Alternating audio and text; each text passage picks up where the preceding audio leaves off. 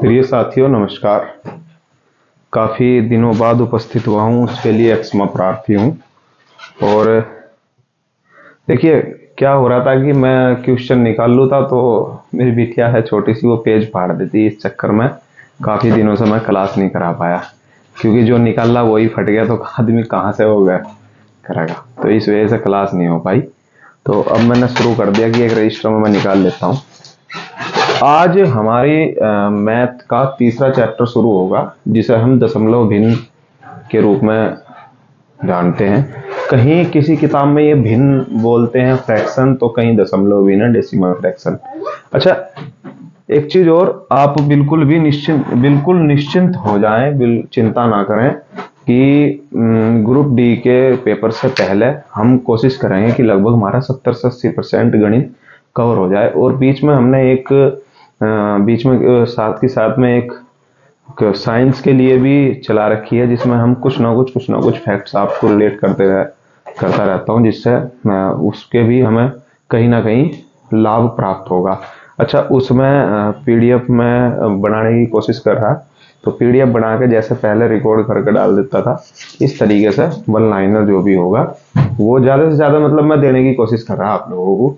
ठीक है, तो आज का जो मेरा चैप्टर रहेगा वो ये तीसरा चैप्टर शुरू करा मैंने गणित के क्लास के उद्देश्य में, और इसे भिन्न या दशमलव भिन्न के नाम से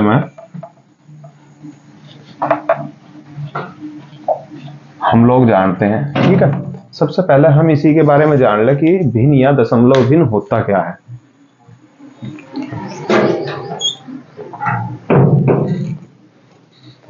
भिन्न या दशमलव भिन्न हो गया। देखो, भिन्न क्या है? भिन्न जिन्हें भी हम भाग के रूप में प्रदर्शित कर सकें या बट्टे के रूप में प्रदर्शित कर सकें, वो सब भिन्न है। ठीक है, जैसे मुझे यदि 5/4 लिखना हो तो ये भिन्न है। इसका ये हिस्सा हो गया अंश और ये हिस्सा हो गया हर। ठीक है, या इसी से मेरा दशमलव भिन्न बन जाएगा। देखो कैसे, अगर मैं 5 को भाग दूं 4 से तो 4 इकन 4, 1 बचा, दशमलव लगाई, 0 बढ़ाई, 4 दूनी 8, 2 बचे।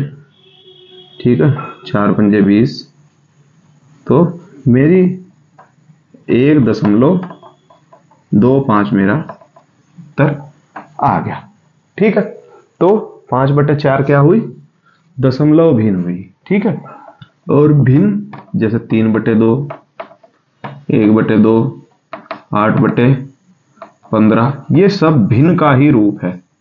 ठीक है, इन्हें अपरिमेय संख्या भी कहें। परिमेय संख्या अपरिमेय इसलिए भी कहते हैं कि कई बार क्या हो कि जब हम किसी चीज को बट्टे में प्रदर्शित करें तो ये दशमलव के रूप में बढ़ती चली जा। तो ये जैसे पाई का मान है 22/7। ठीक है, अब मैं पाई के मान से एक चीज और समझाऊंगा। इसमें ही एक चीज और है दशमलव भिन्न में, बार। जब कोई अंक जो है बार बार रिपीट होता चला जा, तो हमें पता चल गया कि अब ये रिपीट हो रहा है, तो हम उसे क्या करेंगे, हमने उसके ऊपर बार लगा दिया कि भैया इसकी संख्या अनंत है या ये अनंत बार रिपीट हो सकता है। तो इस तरीके के अंकों के ऊपर हम बार लगाते हैं। जैसे 22/7 पाई का मान है, इसका हम एक मान जानते हैं 3.14। ठीक है, लेकिन 1, 4, 2, 7, 8 शायद कुछ इस तरीके की संख्या है जो ये बार बार रिपीट होती चली जा। अभी निकाल के देखेंगे। देखो 22 को मैंने भाग दिया 7 से, 7 तिया 21, 1 बचा, दशमलव लगाई, 0 बढ़ाई, 7 इकन 7, 3, फिर 0, 7 चौक 28, फिर 2 बचा, फिर 0, 7 दूनी 14, फिर 6 बचा, 0, 7 8 56,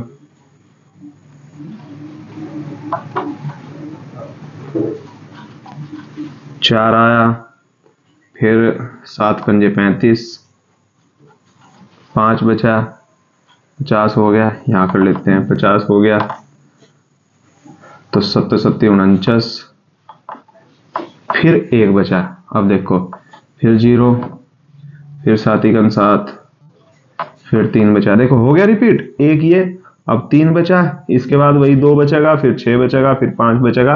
तो इस तरीके से यहां से ये अंक दोबारा रिपीट हो जाएंगे, 1 2 1 4 2 8 5 7, 1 4 2 8 5 7। तो अब मैं क्या करूंगा कि इस तरीके की जो भी संख्या होगी, जो भी अंक होंगे बाद में, तो मुझे पता चल गया कि कितने अंक रिपीट हो रहे, 1 4 2 8 5 7, इस तरीके के अंक रिपीट होते चले जाएंगे। तो इनके ऊपर मैंने लगा दिया बार कि 3.142 8 5 7 ऊपर बार। ठीक है, ये हमारा इसका मान निकल आया, इसके ऊपर हमने बार लगा दिया। जैसे मान लो मेरे पास कोई संख्या हो 3.777777, अर्थात 7 के ऊपर बार है। ठीक है, कि 7 को जितना भी रिपीट करें, वो जितना भी चले आगे तक, वो बार बार रिपीट हो जाएगी। इस बार का अर्थ यही है। बार को निकालने का तरीका हम देखेंगे कि इस तरीके के सवाल हम हल कैसे करेंगे। शुरुआत करते हैं सवाल की। 2 तरीके के सवाल हैं, मैंने आपको बता दिया। तीसरे इसमें इबारती प्रश्न है, थ्योरेटिकल प्रश्न है, वो भी देख लेंगे। वो तो ऐसे ही है जैसे सरलीकरण में हम करते आ रहे थे। ठीक है, जैसे हमने सरलीकरण में करे थे, इस तरीके के सवाल ही हैं छोटे मोटे, वो हम हल कर लेंगे। ठीक, मानो बैठे दरवाजा बंद कर देगा ये। हाँ,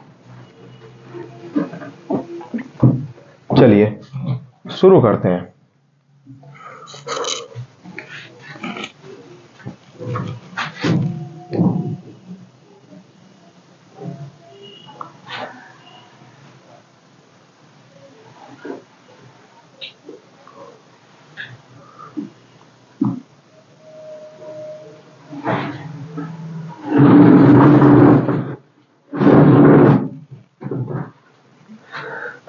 चलिए शुरू करें।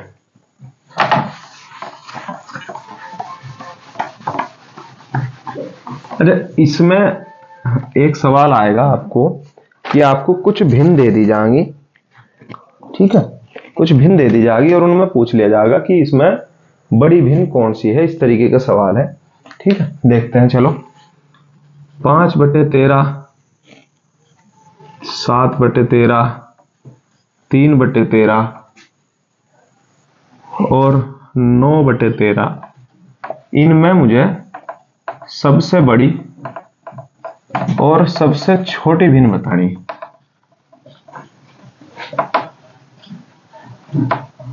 देखो, जिस भी सवाल में इस तरीके का सवाल आपको दिखाई दे जा और आपको चलो दूसरा भी यहीं का यही लिख ले रहा मैं। ठीक है, जैसे 6/17, 6/11, 6/13, 6/19, इसमें भी सबसे बड़ी और छोटी बतानी।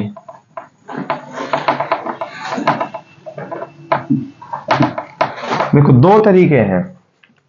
पहला तरीका, बेसिक तरीका तो यह है कि हम इन सभी को इसके हर से भाग दे दें और जो उत्तर आए उसमें बड़ा छोटा नाप लें। ठीक है, कैसे? जैसे ये 13 है, 13 तक भाग दिया तो 0.50 चल गया, तो 13 × 39। ठीक है, जैसे 5 को 13 से भाग दिया तो दशमलव, फिर 50 हो गया, 13 × 39, यहाँ 11 बचे, दशमलव पे 0 बढ़ गई, तो 13 × 7 = 91, 13 × 8 = 104 हो गया। इस तरीके से हम इसे भाग करके देख लें। ठीक है, 7 में भाग दे देंगे तो दशमलव, 13 × 6 = 78, 13 × 5 = 65 हो गया। ये 7 2 बार लिख दिया, यहाँ 3 लिख लो,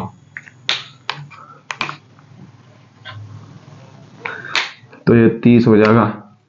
तो 13 दूनी 26 और ये 9 हो गया, तो दशमलव, 13 × 6 = 78, 13 × 7 = 91, 90 से ज्यादा हो जाएगा तो 13 × 6 = 78। तो मुझे पता चल गया कि सबसे बड़ी भिन्न तो ये है और सबसे छोटी भिन्न ये है। ठीक है, अब यहीं से ही यदि मैं इसका सोल्ट या अपने दिमाग में एक चीज बैठा लूं, मुझे पता चला कि यदि किन्हीं भिन्नों के हर समान है, ठीक है, किन्हीं भिन्नों के हर समान हैं, और जब वो समान होंगे तो जब जो सबसे बड़ी संख्या में मैंने भाग दिया, जिसका अंश सबसे बड़ा होगा, तो सबसे बड़ी संख्या में सबसे बड़ी संख्या में भाग देने पर हर से, अब हर तो समान है तो सबसे बड़ी संख्या में मैंने भाग दिया तो सबसे बड़ा उत्तर आया ना भाई। यदि मैं 4 को 2 से भाग दूं तो 2 आएगा, और अगर 1 को 2 से भाग दूं तो आधा आएगा, यानी 0.5 आएगी। तो मुझे पता चल गया। तो इसका सीधा सीधा सा मतलब यह है कि यदि किसी सवाल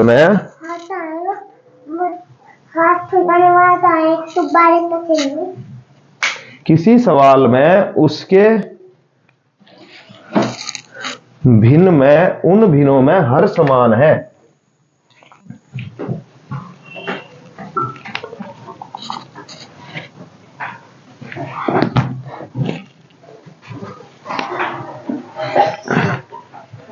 उन भिन्नों में हर समान है, तो जिसका अंश सबसे बड़ा होगा, जिसका अंश यानी जिसका ऊपर की संख्या सबसे बड़ी होगी वही सबसे बड़ी होगी, और जिसका अंश सबसे छोटा होगा वो सबसे छोटी होगी। ठीक है, ऐसे ही अब हमें यहां भी पता चल गया। ठीक है, यहां भी पता चल गया। यहां कैसे पता चलेगा? देखो इसमें क्या है, अंश समान है, तो यदि 6 में मैं 19 से भाग दूंगा तो सबसे कम नंबर आएगा, और यदि 11 से भाग दूंगा तो सबसे ज्यादा नंबर आएगा। तो अर्थात सबसे बड़ी क्या हुई 6/11, और सबसे छोटी क्या हुई 6/19। देखो कैसे 0.60 हो गया, तो 17 चौका 68, 17 3 51, ये 6 को तो 60 हो जाएगा, और 11 पंजे 55। ठीक है, 60 में 13 से भाग देंगे तो कितना आया, 13 चौका 52। ठीक है, और 60 में यदि 19 से भाग देंगे तो कितना आएगा, 19 तिया 57। अब देखो 3 और 3 समान है, तो एक कट पहाड़ा जब आगे चलावेंगे तो 19 की संख्या ही सबसे छोटी आएगी। ठीक है, तो यहां मुझे बिल्कुल बड़ी आसानी से पता चल गया कि मुझे करना क्या है।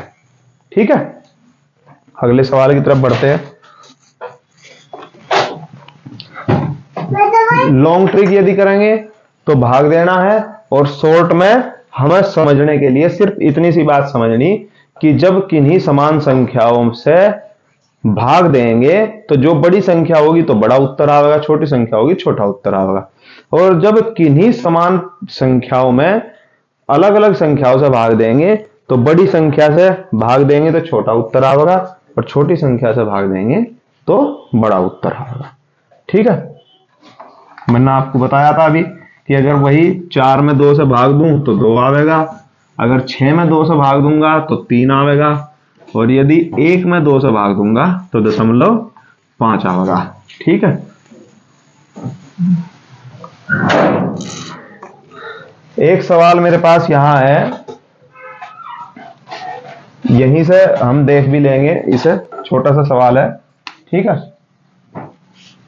2/3, 4/7 और 5/8 को आरोही और अवरोही क्रम में लगाना। ठीक है,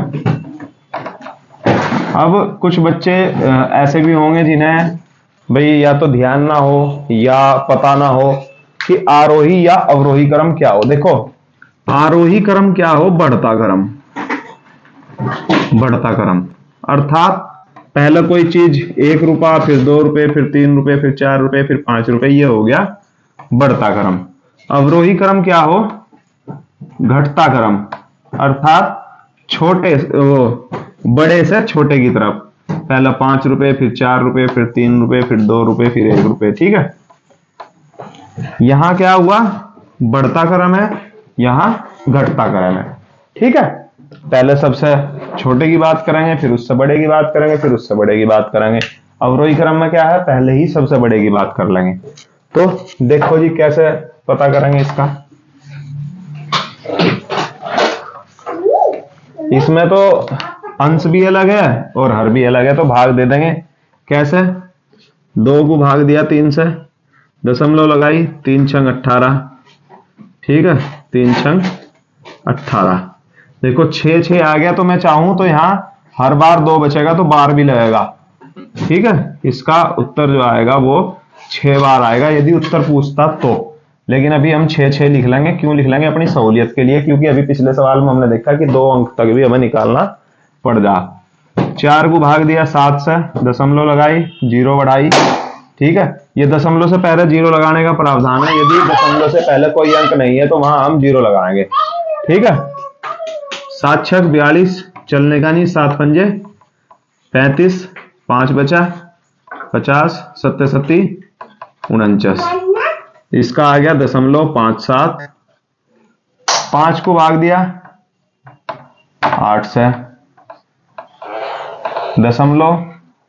50 हो गया, 8 छक 48, 2 बचा, तो ये तो 6, अच्छा वहां भी है, 8 छक 48, 8 दूनी 16, 4। देखो यही सिद्ध हो गया इसी सवाल में ही कि यहां भी 0.6 है, और अगर हम 0.6 पर रोक देते तो हमें कहीं ना कहीं दोबारा भाग करनी पड़ती। ठीक है, तो हमें पता चल गया कि हमें 2 अंकों तक कम से कम चला लें तो हमें पता चल जाएगा। अगर आवश्यकता पड़ी तो 3 अंकों तक पता चलेगी। अब मेरे पास भिन्नों का मान क्या आया? पहली 0.66, फिर 0.57, फिर 0.62। इन्हें मिटा दे रहा भाग करे हुए को, ये तो आप वैसे भी कर लोगे। ठीक है,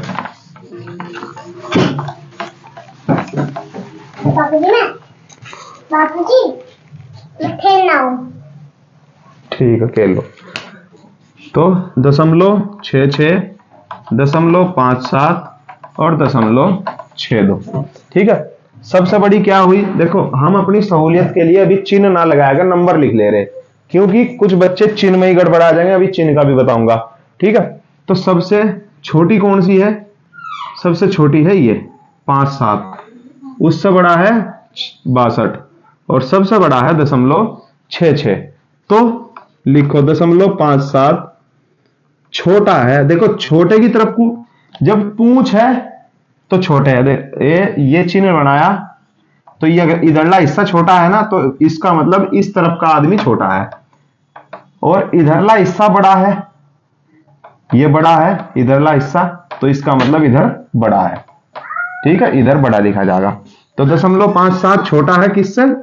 0.62 से, और 0.62 छोटा है 0.66 से। तो ये कौन सा क्रम हुआ? ये हुआ आरोही क्रम, बढ़ता हुआ क्रम। भिन्न लिख लो। 0.57 किस पे है? 4/7 का मान है। 0.62 किसका मान है? 5/8 का मान है। और 0.66 किसका मान है? 2/3 का मान है। देखो सबसे छोटी दिखने वाली सबसे बड़ी निकल गई। बस यही खूबसूरती है इन सवालों की। तो इसलिए जिसका अंश और हर अलग अलग होगा उसे हम भाग करके देख लेंगे, और जिसका समान होगा वो मैंने आपको बता दिया। ठीक है, अब अवरोही क्रम में लगाएंगे तो 2/3 बड़ा है 5/8 से, और 5/8 बड़ा है 4/7 से। ये हो गया आरोही और ये हो गया अवरोही क्रम। ठीक है, ये है इसका सवाल। वीडियो भी काफी लंबी होगी, 20 मिनट की होगी। बेसिक आपने सीख लिया। बार के बारे में भी मैंने आपको बता दिया, यहीं से मैंने बार दिखा दिया आपको ला करके। ठीक है, इसे 0.6 बार कर सकते हैं। ठीक है, आगे हम बार वाले सवाल पे ही काम करेंगे अगली वीडियो में। अब कोशिश करा करूंगा एक ही दिन में वीडियो खत्म हो जाए। मतलब वीडियो का मतलब है एक ही दिन में चैप्टर मैं उसकी वीडियो बनाकर अपलोड कर दूं, फिर आप अपने समय के हिसाब से देखते ना। अच्छा, एक काम जरूर कर लेंगे, ग्रुप डी क्या स्ट्रेटेजी रहेगी और किस तरीके से हम कहां से नंबर ले सकते हैं, कितने नंबर हमें लगभग तैयारी करनी है, ये सब मैंने डाल दिया। तो इसी के प्लेलिस्ट में एग्जाम स्ट्रेटेजी वाली प्लेलिस्ट में मिल जाएगी, और इससे लगभग 1-2 वीडियो पहले ही वीडियो मिल जाएगी ग्रुप डी एग्जाम स्ट्रेटेजी वाली, वो भी देख सकते हैं। ठीक है, हर हर महादेव, जय श्री राम।